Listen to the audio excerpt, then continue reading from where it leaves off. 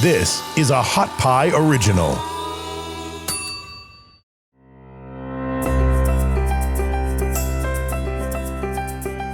Hi, everybody. This is Pat Pearson. I am so excited to be back with you. This is the podcast, Stop Self-Sabotage, brought to you by Hot Pie Media. And today we have one of the most fabulous women I have ever heard speak. Her name is Tiffany Norwood. You're going to meet her in a minute, and she is exceptional. And we're going to talk about The Dream Starts With Me. Tiffany Norwood, your bio is like reading a success novel of every woman's dreams. This podcast is called The Dream Starts With Me, and you have lived your dreams. Let me give everybody the background, okay? In the 1990s, Tiffany Norwood did something that no other entrepreneur has done since. She raised over $670 million to fund a startup. She was 27 at the time. That money was used to build the first ever global digital radio platform, launched 3 satellites into space, including XM radio, support the development of MP3s and MP4 technologies, and invest in a new generation of digital radio receivers. I'm so sorry you had nothing to do in your 20s. I really am. As one of the few global serial entrepreneurs and the first successful Black female tech entrepreneur, Ms. Norwood's career has spanned 52 countries, 30 plus years, 7 startups, and a patent. She was the first in her family to be born with all of their civil rights. I love that line. That is a great line and a great reality. Tiffany did her first startup as a teenager and had a patent by the age of 23. Her ventures have ranged from the first one-strap backpack to the automation technology behind self-install kits for broadband internet and a virtual reality gaming platform. She also led some of the first ever digital content licensing deals, including Bloomberg News and CNN International.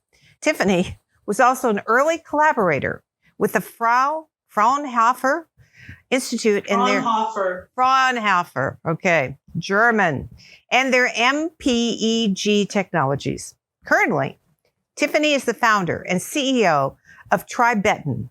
Tribetan teaches everyone entrepreneurship and innovation literacy for the success in business, school, and life, with modules on persuasive storytelling, cultivated endurance. I need some of that, and how to practice cultivated endurance, and the power of we. Tribetan teaches the human science of success. Venues have included the European Parliament, Yale, the USPTO, KMPG, Bishop McNamara High School, University of South Carolina, and the South African Embassy, and many, many more. Her dream is that the science of turning imagination into reality is as well known as reading, writing, and math. And then, with these skills, reimagine everything. She also wrote and published her first book, Vote Like a Boss, an entrepreneur's perspective on innovation, leadership, creativity, storytelling, and voting. Tiffany has an MBA from Harvard and a bachelor's in economics with a concentration in statistics and electrical engineering from Cornell University. You can connect with her on Instagram and Twitter at Tiffany Norwood and on LinkedIn at www.linkedin.com/Tiffany A. Norwood. Okay. Wow. Okay. Wow. Wow. Who is that girl? Yeah. Wow. You lived it. I'm just tired reading it. I guess if I was born now, they'd call it, ADHD, right? On squeeze. So they would have medicated it out of me. No. You just consider it, like being a polymath or being a Renaissance woman. Exactly. I mean, you lived your dreams. Now, this is about mental health. Stop Self-Sabotage, this podcast through Hot Pie Media. You've done things that no other entrepreneur has done before. like raising $670 million for a startup. You were in your 20s, you are a woman and Black. How did that? I did it pink and I did it black, right? Great colors together. Because at a very young age, I decided to just be fully female about it because for the dreams that I had, I was most likely and did achieve them if I brought my full self to it versus trying to assimilate. So I did it pink. I love that. Black. I love that. Yay. How did mental health play into this? How did your mental health play in it? Well, I actually think it's the reason why I was able to achieve all these things. And, I broke a lot of barriers. It was before the time of social media and the internet's popularity, a lot of them. And so it wasn't captured in the real moment. But if you're going to be a pioneer with anything, the toll that it takes on you as far as your mental health, managing against fear, anxiety, and panic, and then you layer on top of that for anyone, right? Even for guys, it's just a hard road. And then you layer on top of that being a woman and a Black person.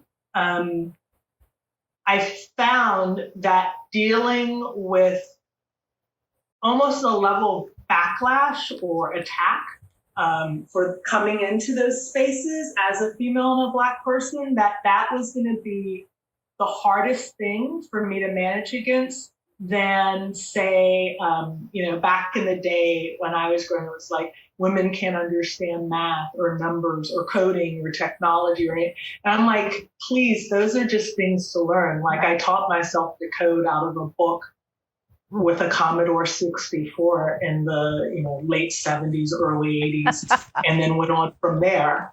So I realized that a lot of the stuff that they were focused on, we have to get women into more of the hard sciences or into math, was a distraction. That wasn't the issue. The issue was the human issue of competing at that level while you're relentlessly being attacked.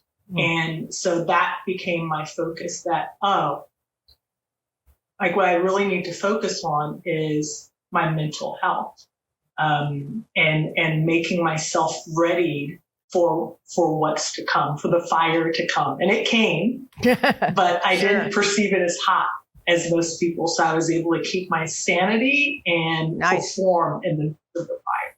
But, one of the things I'm struck by in what you say, Tiffany, is that you anticipated the fire. You anticipated it was going to be rough. You knew you were going to have some pain and suffering along with the journey to the dream. And because you did that, did it help? Did you ever freak out? Yeah, of course. I freaked out even just last week when, Vote Like a Boss, the book is a book, a TV show, a party, and a movement. And we launched the show last Tuesday. Wow. And everything you're launching a show, right? We are. Everything that could happen, with gremlins, things going wrong did. Yeah. And it was the first time I was doing it. So as I was going live, I literally knelt and said the Lord's Prayer because the broadcasting platform wasn't working, and people were messaging me I thought the show was going live right now. So I do freak out, but I did anticipate it, and that wasn't me being clairvoyant, right? It was me as a Black female child born in the 60s near the tail end of Jim Crow. I found whenever I asserted my imagination, instead of people being like, "Oh my God, that's so cool," they would punch me out of the sky. And I was like, wasn't expecting that. And so I just decided to anticipate the punch. Yeah. Wow. And be ready. But you know what? That it wasn't, so that it didn't affect me or distract me as much for the destination that I was shooting for. And to accept that I can do all these things, and I will probably get attacked, may or may not get attacked for it. Yes. That other people would literally get, like if I were a white male doing it, I would literally be revered and handed Applauded. more money and more opportunity because of what I did versus being attacked for it. Yes, of course. Well, that was the disparity, probably in some ways still is. However, what I'm really struck by psychologically, mental health wise, is that you got the adversity. You ran into it always, but you maintained your dream and didn't get taken down by the negativity of the people around you trying to talk you out of it. And I think that's extraordinary, because I think a lot of people have dreams, and most of them get some kind of reverberation from the people around them saying, that's not really possible. Come on. I mean, I remember when I told my dad I wanted to have a speaking career, he said, they're going to pay you to talk? I mean, he was just completely, he said, I'd pay you not to talk. So it's just, you run into these things. There's no way around it. It's the handling of it. And you reframed it. You became more confident, more committed. And so how did you do that inside yourself? Well, I think in accepting it as part of the process was the first step. Sure. Because if you're trying to avoid something that just is, especially back then that's a path to insanity too. And so, I had also developed, thanks to my mom, like a strong sense of faith, even as a kid. So I was obsessed with, I was brought up Christian. So I was obsessed with Jesus, like as a person, like in the things that he did as a human being. Sure. And started, there was a part in the Bible where Jesus got out and walked. They always call it Jesus walks on water, but my obsession was that Peter walked on water, and even still now, when I think about it, it gives me like the shivers, because it was an aha moment for me that like what Jesus was doing was giving us a roadmap to our potential, like that we were leaving so much on the table. Right. And the fact that Peter got out and walked on water and then lost it as soon as he looked down at the rough waters. It was like, oh wait, I shouldn't be able to do this, right? Right. Even though he had been doing it. Because he doubted. He had doubt. Yeah.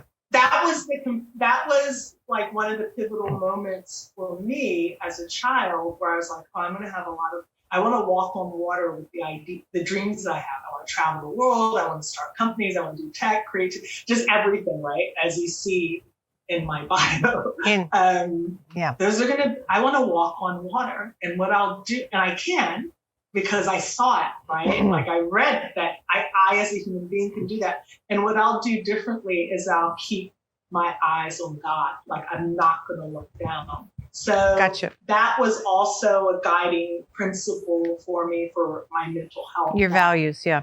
What if I don't have to carry the load? What if God does? What if I keep my eyes on God? Then what can I create? And what can I handle? And so really my whole story is really an act of faith, like with a capital F. In some sense, everyone's story is that, wherever you get your faith from, but we all will be tested. I've never met anyone who starts out and goes linear, just uphill with no hesitations along the path. And at that moment of being tested, it's what resources can you bring to strengthen you? So let me talk about this. Okay. Do you think your career choice was a high risk field for maintaining mental health? Yes. Yes. Like guaranteed.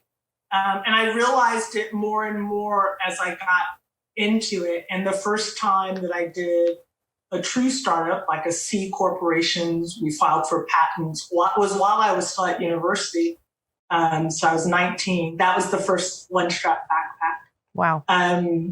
And as I said, it just became obvious that this was going to be like between the sleep deprivation, the stress from, competing at a high level, like competing against other companies, manufacturing, customer care, retailers, all these things. And then you layered on the race and the gender. I was like, so I know what you said about like the faith and everyone does that, but yet everyone doesn't, because it's you get a chance to practice your faith when you literally have no idea what to do and everything is at such a high stake and you could lose your home or all these other things. Most people, that's the moment where you can really surrender and practice the faith. And for most people, it will be too hot. And part of the reason is because there is an aspect of rehearsing that the younger you start with it, which I did, then by the time you get to your 20s, you've pushed that line so far that it wasn't this huge gap for me to go for it with raising the $670 million, because I had already pushed the line in so many other ways leading up to that. Yeah. And so I think the aspect of practice, rehearse, experiment, try is so important. And that I'll say, for parents or for younger people listening to this, well, anyone of any age, but especially the younger you are, the more you try to pull your child back from the edge when they're younger and remove the opportunity of the experience of totally crashing and burning and having to rise back up, the more you limit them as adults. That is a very powerful statement, because I think parents in many ways have flipped that around, that if we're going to be good parents, we have to shield them as much as we can. And maybe not. Okay. So you seem very centered. You seem very grounded, mentally healthy. Can you tell us the specific things that keep you and still keep you clear-headed? You stay clear-headed. Yes. So, I'd mentioned to you that I started to accept that this was going to be a huge part of the formula. I say, when I speak publicly, that suffering is a price to pay, patience a virtue, and winning the best response. So, you accept it as a price to pay as part of the equation.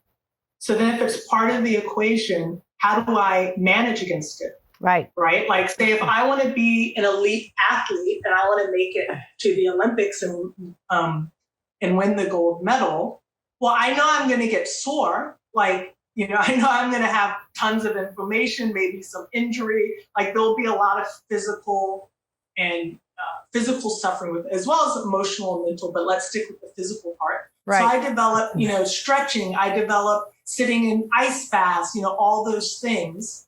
So I approached it that way. I was like, I could lose my sanity with this, and I don't want to, and I don't want to give it up. So I noticed, because I'd been an athlete all the way up until Cornell, and then I stopped, and I was varsity crew, and I actually did row. Oh, good. Yeah. That's a good exercise.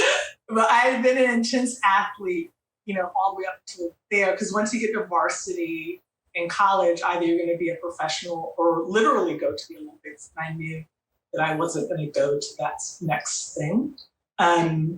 But, so I knew how working out and being physical made me feel, especially physical flow. So versus weightlifting, right? So rowing, running, we were forced to run as part of our training for rowing. I don't like running per se. I don't do it as much now. Walking, swimming, yoga. Yeah. Right? Yeah. So those flowy type things would manage against, I was like, I always feel better with that. So I schedule it in. I have for decades, way before it was popular. Even with the pandemic, I converted my very large closet in my apartment into a hot yoga studio. And I get up 4:30 in the morning and I go through what I'm explaining to you right now. I do yoga, I'll meditate, I'll read spiritual texts. Right now, it's A Course in Miracles. I don't know if you know that. I do indeed. Yeah. And so I'm rereading it yet again. Interestingly enough, it came into my life right after I raised the $670 million. Wow. That was like in 96. It's been around a long time. Yeah, for sure. Yeah, it's been around since the 70s. Yeah.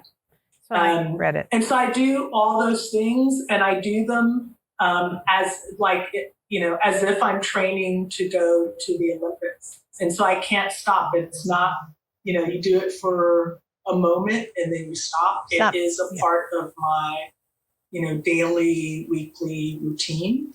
And then I also close out the day by reading fiction.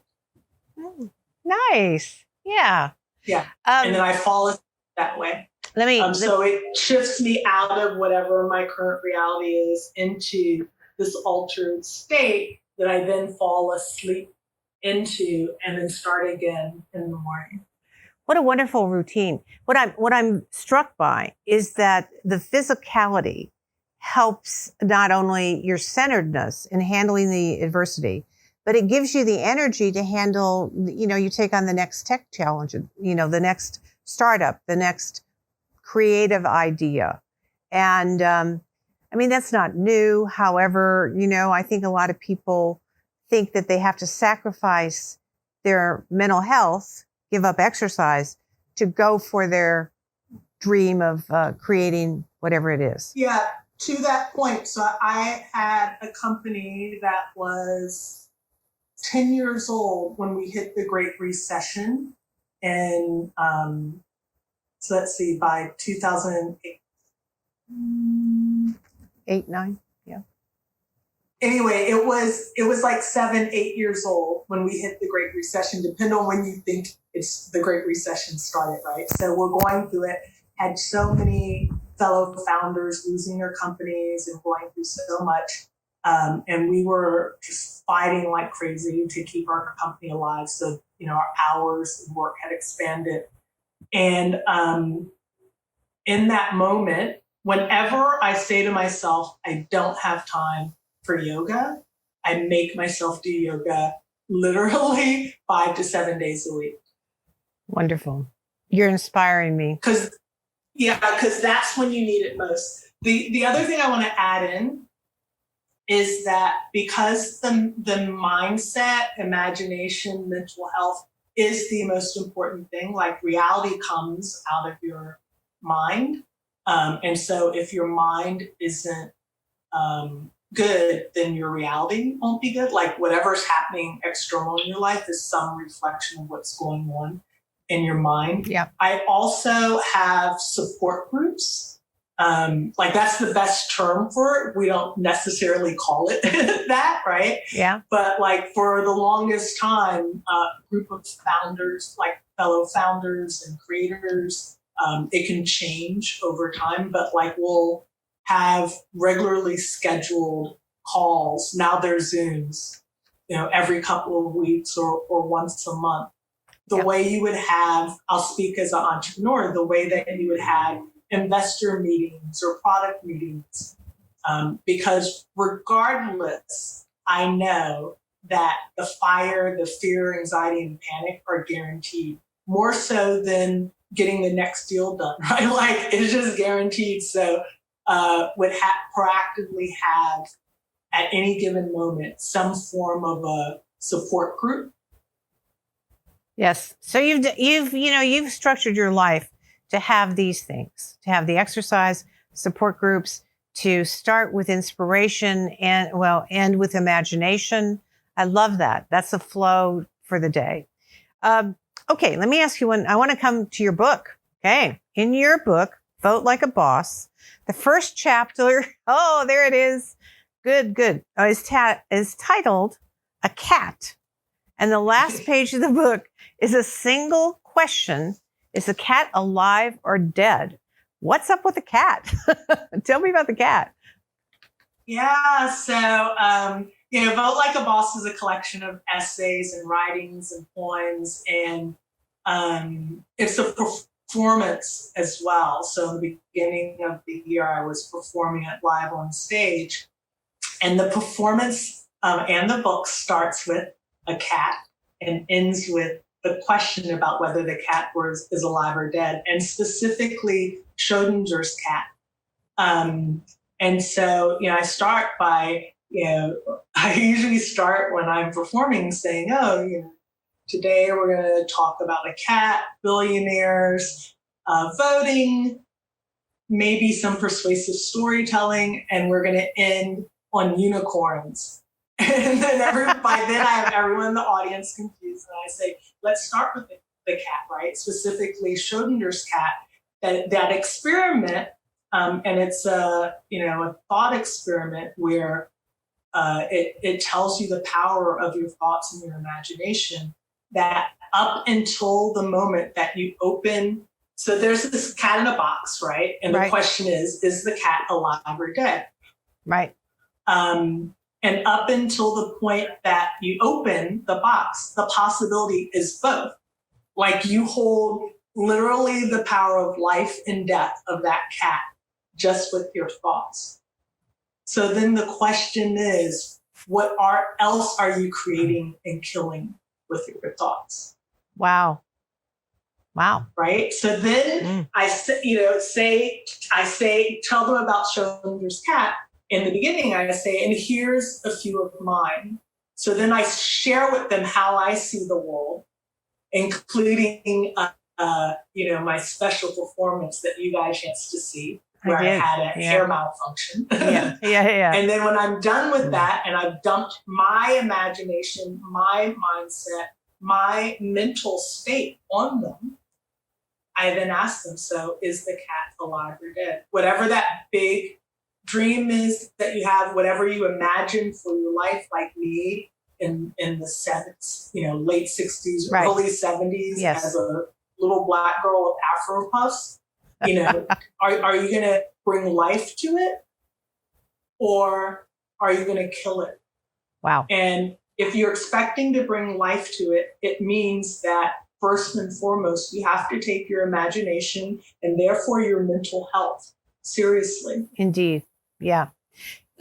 Tell me the reference. Okay. I don't know the reference of Schrodinger's cat.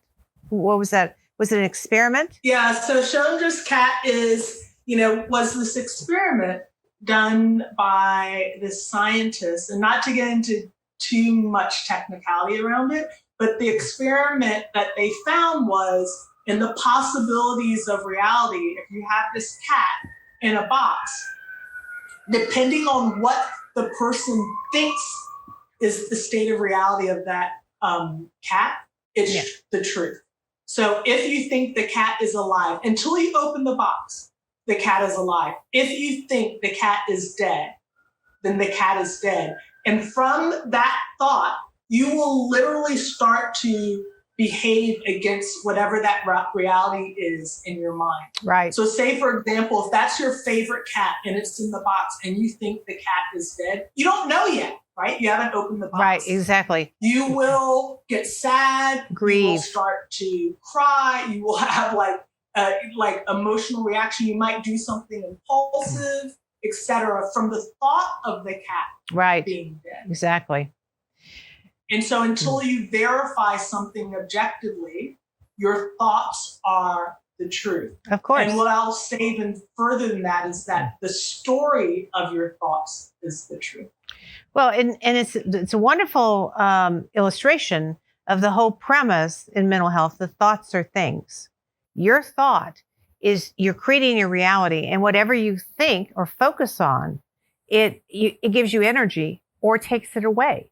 So your energy, you're energized by your thought or de-energized. If I walk around predicting what I'm going to want to do is not going to work, I'm going to feel sad and upset and anxious. If indeed I'm predicting that it will work and that I'm able to make that impact, that's going to energize me. And that what we focus on expands. We get more of it. So whoever's thinking the cat's dead and loves the cat is going through realms of grief inside of them until they find out, that the cat's alive, or vice versa. It's fascinating. It's a fascinating literal experiment because many people put on the glasses that are their thoughts or their beliefs, and they never change them.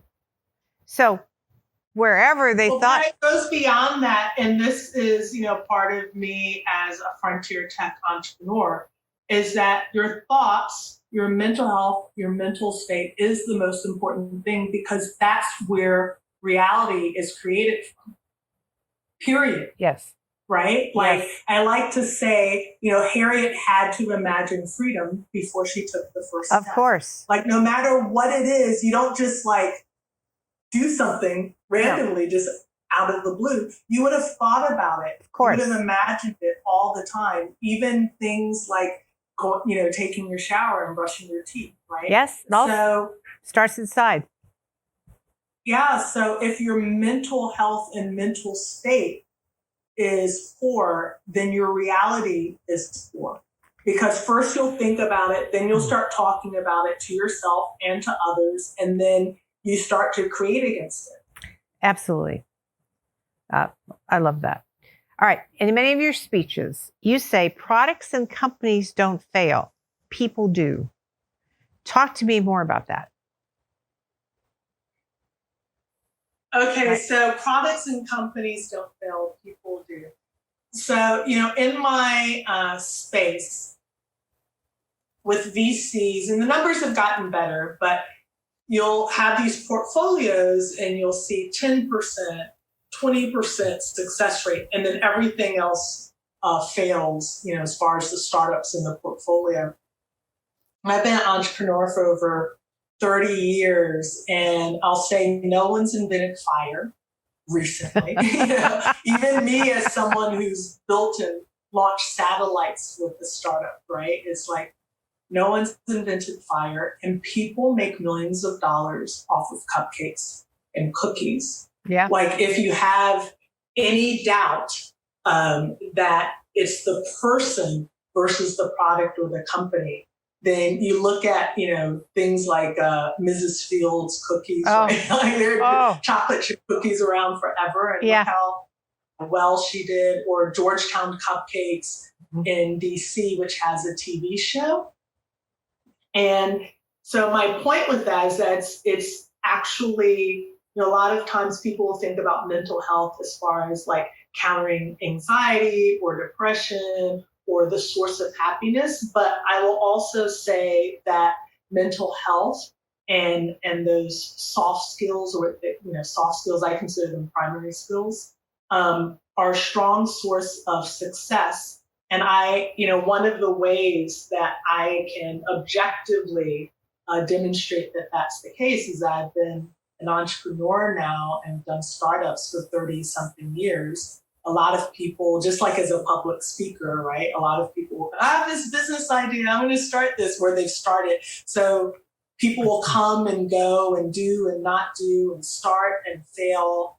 And it has nothing to do with the product. The products can be as simple as cookies. So I have a friend of a friend who exited, nearly $35-40 million from cookies that they started baking and selling initially at a farmer's market, to large tech, new media platforms that were heavily funded and had celebrity investors that imploded on themselves. And so many times people are looking at the product or the company, but having been in the space for a while, I can tell you that there are common human factors that for me, I'm like, oh, they're going to, I have a better sense that they're going to make it or not make it. And it goes to how people can handle stress and uncertainty and frustration. Do they have other people around to collaborate with, like co-founders or even interns, right? Like just other people, they're not putting themselves in because of the mental health aspect, so one area of mental health that's, that I wish people would study more because then it would be taken more seriously is for the US, the impact on the bottom line. Because so many times when companies are having issues, it's a collective mental health issue that is instigated by the corporate culture. Interesting. Yes, of course. Yeah. In some sense, the looking at and stressing money versus people, and that could, of course, lead to what I call self-sabotage, or corporate sabotage. Totally self-sabotage at the individual level, department level, and corporate level. Because Yep. everything is just a collection of people, whether it's product or technology. Is like there's people behind it that are doing it. Of course. Now, the most fun I had with listening to you was when you talked about one of your inspiring characters. Go ahead. Tell us all about it. Hermione Granger. Harry Potter. Yes. Yes, I love Harry Potter. Oh, I do too. I even have Harry Potter inspired glasses. Oh, I love that. When I was getting reading glasses a couple of years ago, I was like, what glasses do you have that sort of look like Harry Potter? And they looked at me because I'm a grown-ass woman. And like, for a child, I'm like, no, for me, let's try them on. Oh, I love it. All right. So tell me about the magic of Hermione for you.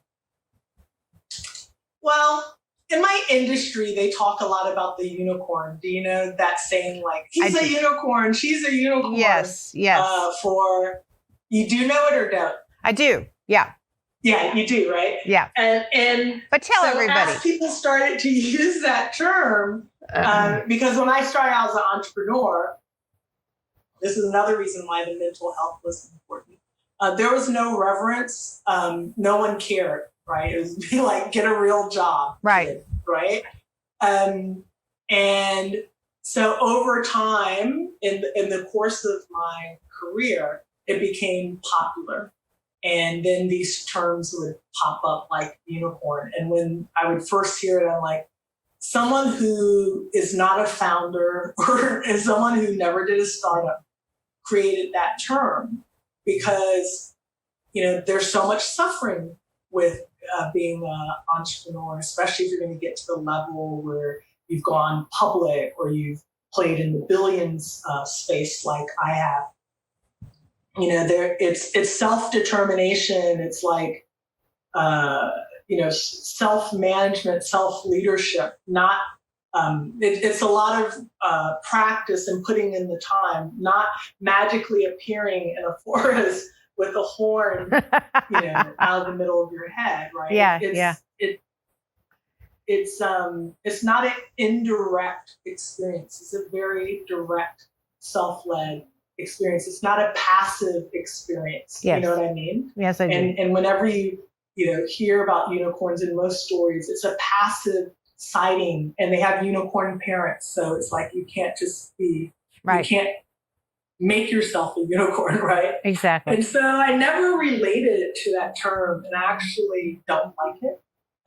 Instead, I've been advocating for Hermione to be the role model for entrepreneurs, and for those entrepreneurs that rise to the top of the class. Right. Because most of the time you're told you're a muggle, you don't have magic, and instead you decide, first in your mind and then in your words and actions and deeds that you do have magic. And not only do you have magic, but you're the best sorceress in the school. Yes.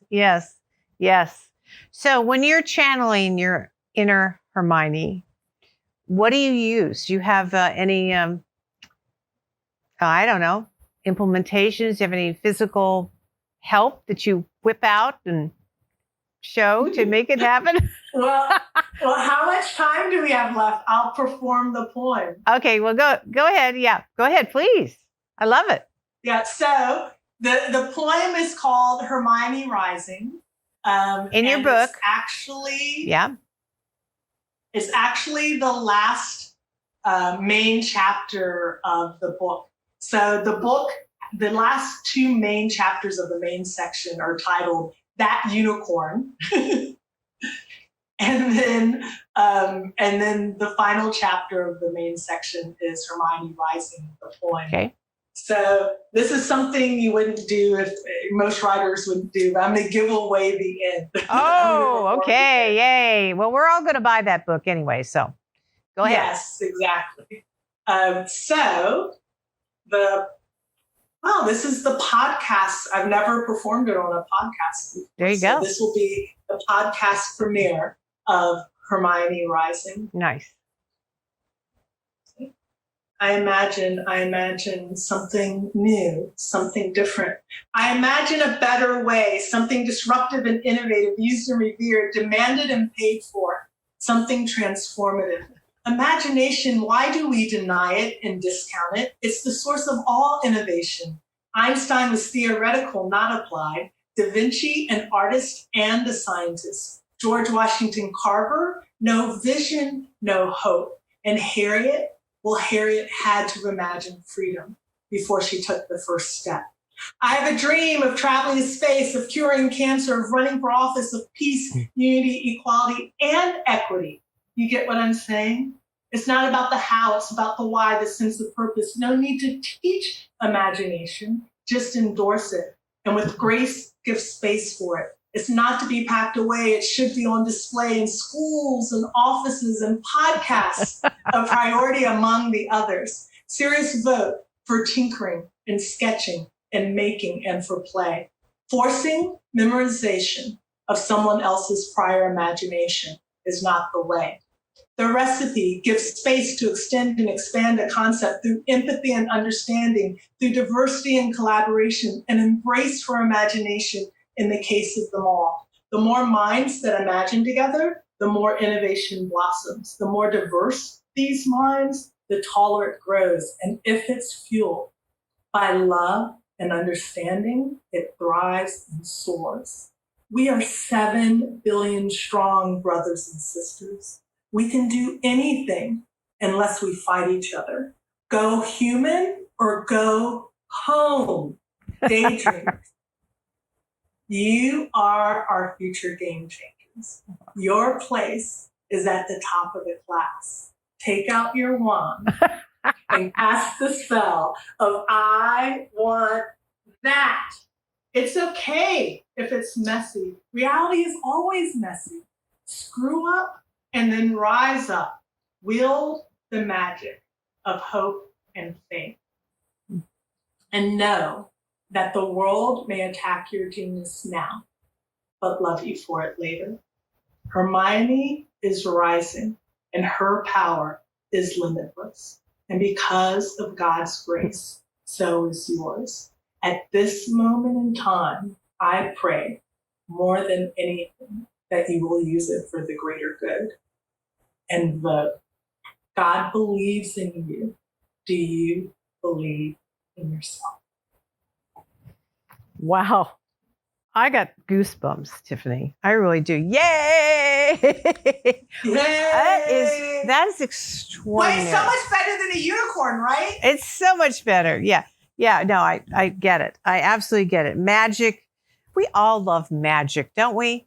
And we've distanced ourselves from magic. So we need to come back to it. We need to find that inner Hermione. And I love the wand. I mean, I want to get a wand and I want to go tap, tap every morning. I have 2 of them. Tap, tap on my mirror. I wish. Well, we grew up with the stories, right? The tap of the magic wand. Can I make a confession? Sure. I have a dream of one day having a whole line of wands that's part of Tibetan. Good. Let me know. Just keep them on your desk. They may have 0 utility. Like, it's not like they're going to be a pen or anything, just for you to cast a few spells. Well, let me cast a spell on you. You are terrific. I have heard hundreds and hundreds of speakers in my life, and you touch every part. Thank you so much. Thank you for being you. Thank you for sharing you and your dream with us. I don't know about you guys, but I am blown away with Tiffany Norwood. My goodness, what a woman. I mean, all the adversity, all the stress and issues she had as a Black woman, entrepreneur, building businesses, and that she kept her mental health, she kept her spirit, and she shared with us, I hope I'm sure you heard, the wonderful poem she wrote about Hermione and Rise Up. So thank you so much. We'll be back with some other extraordinary guests in our next podcast. So come back. We love you. We want you. Stop Self-Sabotage. Hot Pie Media. Thanks you. Thanks for listening. You can find more episodes and all other Hot Pie Media originals baked fresh daily at our home on the web at hotpiemedia.com, the Hot Pie Media YouTube channel, or wherever you listen to podcasts.